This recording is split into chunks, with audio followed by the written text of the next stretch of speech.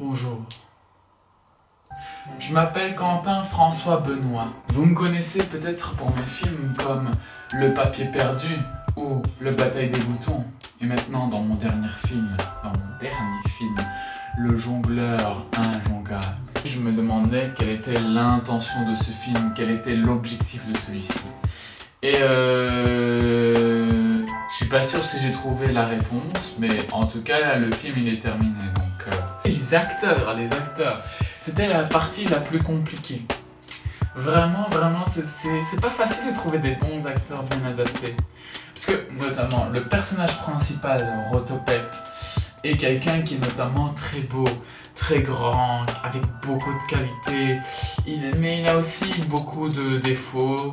Il est pas si beau que ça, et bon, il est quand même grand, mais bon, c'est tout. Il est vraiment fan d'un cirque, il passe chaque année, mais vraiment chaque année, dans son village, et surtout époustouflé par ce Jean-Baptiste Gécaud qui est un jongleur incroyable. Il voit tous ces jongleurs, lui, automatiquement il voudrait devenir jongleur lui aussi, mais complètement incapable de jongler. Il sait même pas tenir une balle en fait, ça tombe tout de suite, il est vraiment pas très fort. Bon, ce n'est pas aidé par ses parents non plus parce qu'ils sont totalement contre l'idée qu'ils viennent juste voir le cirque. Et donc déjà, de participer et même d'en faire un métier, c'est quelque chose d'absolument incompréhensible chez ses parents. En fait, ils ont plutôt l'idée, pour quelque chose de plus stable et dont ils sont plus fiers personnellement, c'est que leurs fils reprennent leur entreprise de chaussures. Sauf que Rotopette, il est pas très fan, mais comme ils l'interdisent et le cloîtronnent, Rotopette, il se voit forcé de plus en plus à devenir et travailler dans une entreprise de chaussures. Ce qui est bien triste, mais à l'âge de 18 ans, il rencontre par hasard Jean-Baptiste Gécaud, le plus grand jongleur du cirque. Lui, automatiquement, il est époustouflé, il est bouche bée. Et donc, lui, il parle tout de suite. Mais Jean-Baptiste, il est plutôt triste. Parce qu'en fait, il en a marre d'être jongleur. C'est du travail, c'est dur, c'est du pression. Il n'a pas envie de travailler dans le cirque, d'être jongleur. Lui, il voudrait avoir quelque chose de beaucoup plus simple.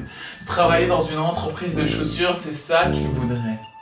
Les deux se rendent compte que ils se ressemblent physiquement et que l'un et l'autre voudraient le métier de l'autre.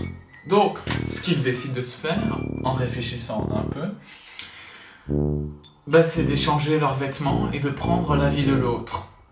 Et donc Rotopette arrive dans le cirque en étant considéré comme le meilleur jongleur du cirque. Il arrive,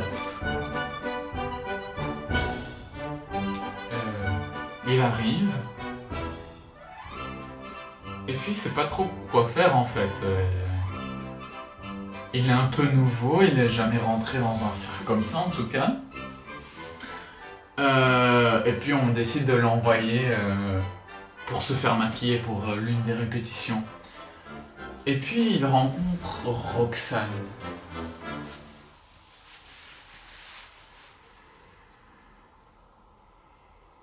Roxane. Il tombe complètement amoureuse d'elle. Et elle aussi. Ils passent tout leur temps ensemble, l'un avec l'autre. C'est l'amour fou. Ils sont main dans la main, heureux, à rire, à vivre. Ils sont juste heureux, quoi. C'est beau. Mais la pression commence à augmenter, quoi, parce que il sait pas toujours jongler, le coco. Donc, il prend son courage à deux mains et il commence à apprendre à jongler. Il se lance, il va jongler. Cette fois-ci, c'est la bonne. Il va jongler, ce sera le moment. Il faut qu'il jongle à un moment donné. Rotopette, Jean-Baptiste, pardon, c'est maintenant Jean-Baptiste Gécaud, doit apprendre à jongler.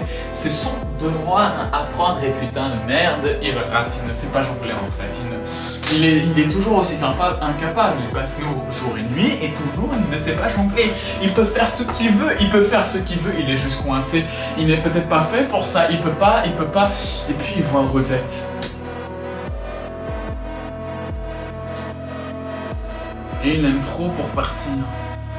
Il peut pas avouer qu'il ne sait pas jongler en face d'elle parce qu'elle est trop belle en fait. Et c'est trop peur d'avouer la vérité. Et c'est honteux aussi. Avouer de ne pas savoir jongler. Moi j'aimerais pas en tout cas. Donc chaque fois dans les répétitions, quand on lui propose de jongler, il a toujours une excuse pour ne pas jongler. Sauf qu'au jour de la représentation, là il n'y a plus d'excuses. Il faut bien à un moment donné jongler. Et là, mystérieusement, ces balles tombent tous. Et tout le monde est choqué à apprendre que ce Jean-Baptiste Gecko ne sait pas jongler en fait. Et Rosette, elle est dévastée par cette constatation. Elle court en pleurant. Alors Rotopette, redevenue Rotopette, part la rechercher, court, vient en face d'elle et lui dit « Je suis pas Jean-Baptiste Gecko, je suis Rotopette. Je n'ai jamais su jongler. Et probablement je ne saurai jamais. Je peux faire autant que je veux, je n'arrive pas, c'est comme ça, je peux rien faire. »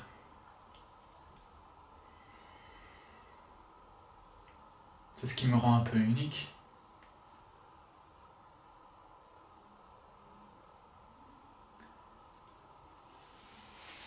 Et ben Rosette, elle craque. Elle excuse. Elle peut pas résister contre Rotopette. Quelqu'un comme lui, c'est pas possible. Alors ils se pardonnent. Mais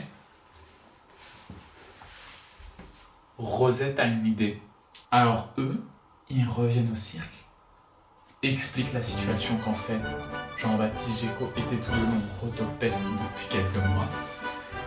Et ont l'idée que Rotopette soit publié et continue à jouer au cirque, mais en tant du pire jongleur de tous les temps. Et le pire, c'est que ça marche. Des gens de partout dans le monde arrivent juste pour voir un gars qui ne sait pas bien jongler. Et ça marche, il reste.